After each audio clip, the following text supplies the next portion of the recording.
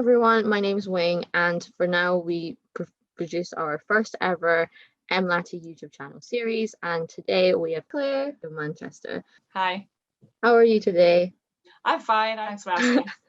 Well, I was wondering maybe perhaps if you can give us a brief introduction of your role at the university, if that's okay. Yep, my name is Claire McGourlay. I'm a professor of legal education. I have been at Manchester now for 4 years, and I have been involved with the Manchester LawTech Initiative since about a month into when the university first started thinking about the initiative and setting up the initiative.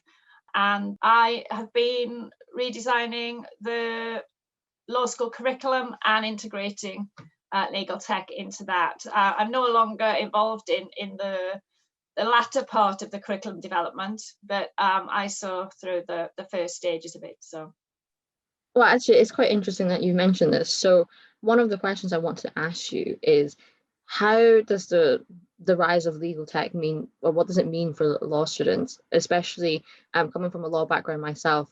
We've had traditional legal curriculum. How has the university adapted to that change? And I guess more generally, how academia can support the reskilling of the legal sector? So the curriculum has to change and has to develop, because all of these things are going on in industry. And that is the industry which, a good proportion of our students want to go into. So we have to think about the skills that we give our students and the skills that our students leave our law school with. And I think it's so important that we think about legal tech and integrate that into the curriculum. So if law schools are not doing that and are standing still, I think in some respects you're doing a disservice to your students that want to leave your law school with those skills. So that's what we've been doing at Manchester, is offering those skills to the students that want them. We're integrating it into our new curriculum. We've got a year-long skills module that we'll run, and thinking about how we can get legal tech into contract law, environmental law, into the Justice Hub, which deals with all our pro bono modules, and thinking about how that can help our students leave the law school with the skills that industry requires of them. And I've given sort of many papers at conferences about this.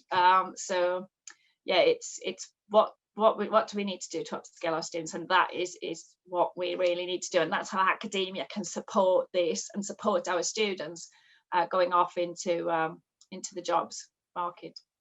Well, you mentioned also about pro bono projects. How can legal tech support access to justice, do you think? Some of our students who have been involved in the legal tech module that we run at Manchester, it was called Legal Tech and Access to Justice. Now it's called Law, Technology and Money. So, but it still has that pervasive theme running through it, actually, even though it's got a different title. And the students that did that module then thought, I've got the skills now to create an app where we can triage our clients in the Justice Hub.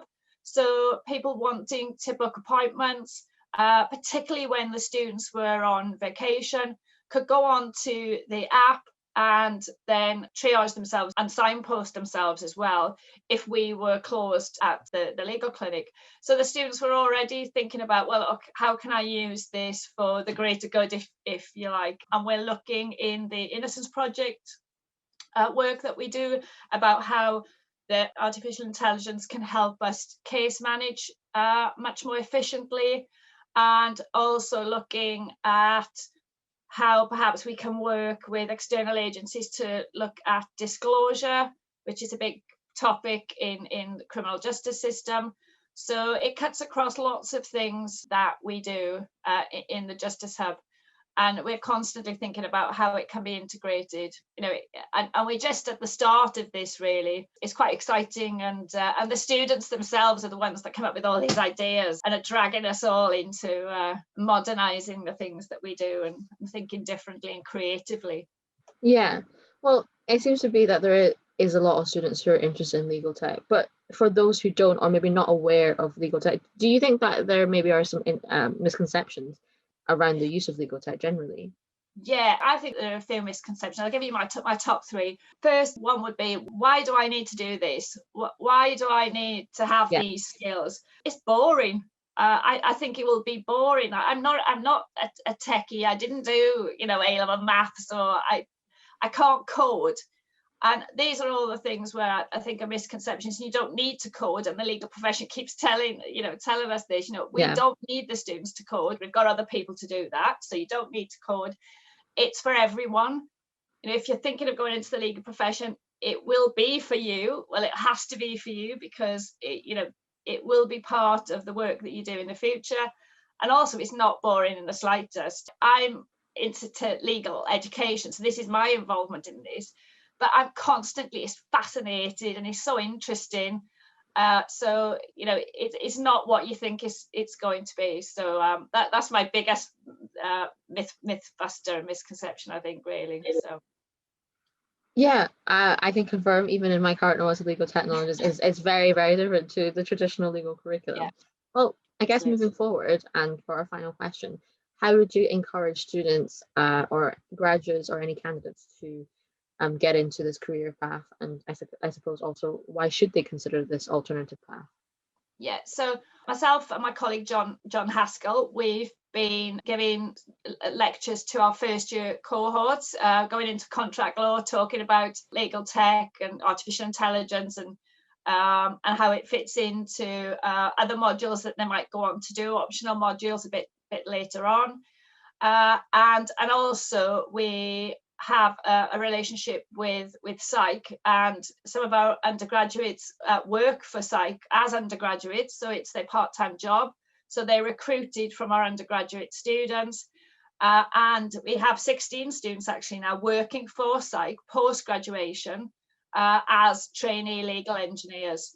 So we talk about this quite a lot with our students and advertise this quite widely. And also we have a newsletter that goes out to our students, where we invite them to talks, we make them aware of things that go on externally, the legal hackers and hackathons. So we do tell our students about all of these different interesting things that go on in Manchester and more broadly. And obviously in the last year or so, it's been quite easy for students to go to webinars and external events on Zoom, for example. No, it definitely sounds interesting path to go down. I think even myself, there is a lot of opportunities that's not heavily advertised yet or widely known. So definitely watch this space with Manchester University. Well, thank you again, Claire, for your time today. Hopefully we can have more of your wisdom in our future series. Thank you so much for your time. Okay, thank you very much.